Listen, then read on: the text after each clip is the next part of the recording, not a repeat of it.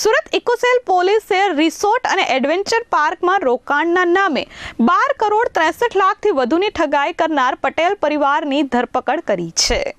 સુરતના અડાજણ આનંદ મહેલ રોડના વાડિયાનગર સોસાયટીમાં રહેતા અને અડાજણ રોયલ ટ્રેડ સેન્ટરમાં સ્કાયસ એન્ડ રીએક્ટિવિટ્સ ઇન્ડિયા લિમિટેડના નામે શેરબજારમાં ટ્રેડિંગનું કામ કરતા 55 વર્ષીય ચંદ્રેશભાઈ લાકડાવાલા નવેમ્બર 2018માં અમેરિકાથી ભારત પરત ફર્યા હતા. ત્યારે તેમના પરિચિત ખુશમનભાઈ પટેલ, તેમના પત્ની પુનિતાબેન અને પુત્ર સ્મિત પટેલે તેમની રિંગ રોડ વર્લ્ડ ટ્રેડ સેન્ટરની ઓફિસે મળ્યા હતા.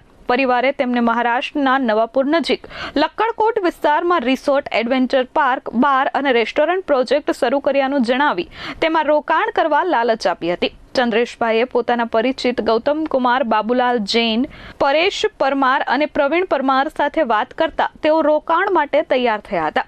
ત્યારબાદ ડિસેમ્બર 2018માં ભાગીદારી પેઢી બનાવી Rozia hill resort and adventure park તથા જલસા બાર એન્ડ રેસ્ટોરન્ટ શરૂ કરવામાં આવ્યા હતા. ફરિયાદી શ્રી ચંદ્રેશભાઈ લાકડાવાલાએ મહારાષ્ટ્રના લક્કડકોટ ખાતે આવેલ વિસ્તારમાં જલસા બાર નામનું અને રોસિયા રિસોર્ટ તરીકે એક પ્રોપર્ટીમાં પોતે ભાગીદાર તરીકે રોકાણ કરેલું હતું.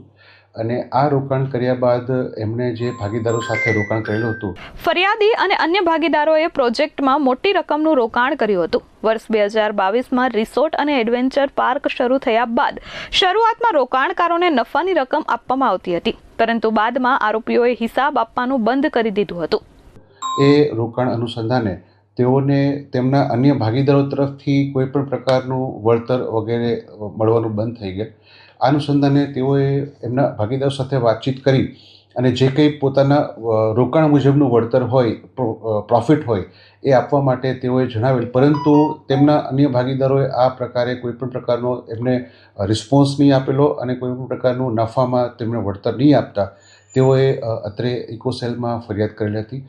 ઓક્ટોબર 2025માં ખુશમનભાઈ, તેમના પત્ની, પુત્ર અને બારની જમીનના 2 માલિક ભરત ગાવિત, યશવંત સિરસાઠે પ્રોજેક્ટના એન્ટ્રી ગેટ પર ગૌતમ બુદ્ધલાલ જૈન, ચંદ્રેશ જયંતિલાલ લાકડાવાલાએ અહીં પ્રવેશ કરવો નહીં તેવું બોર્ડ મારી જલસા બાર એન્ડ રેસ્ટોરન્ટનું નામ બદલી hotel grand carnival permit room and beer bar કરી દઈ નવો GST નંબર મેળવી લીધો હતો અને ધંધો શરૂ કરી તેમને ભાગીદારીમાં અચાનક છૂટા કરી દીધા હતા.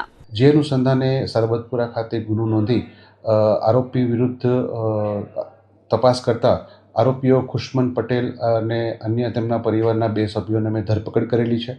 તેમના પત્ની પણ ધરપકડ કરવામાં આવેલ છે અને આગળની કાર્યવાહી ચાલુ છે. તેમને વળતરની લાલચ આપવામાં આવેલી હતી કે અમારું આ જે બાર છે તે ત્યાં ખૂબ સારી રીતે હાલ ચાલી રહ્યો છે અને તમે એમાં જો રોકાણ કરશો તો ભવિષ્યમાં તમને ખૂબ સારું વળતર મળશે. આ રીતની લાલચ આપી અને તેઓને ત્યાં ભાગીદાર બનાવવામાં આવેલા હતા.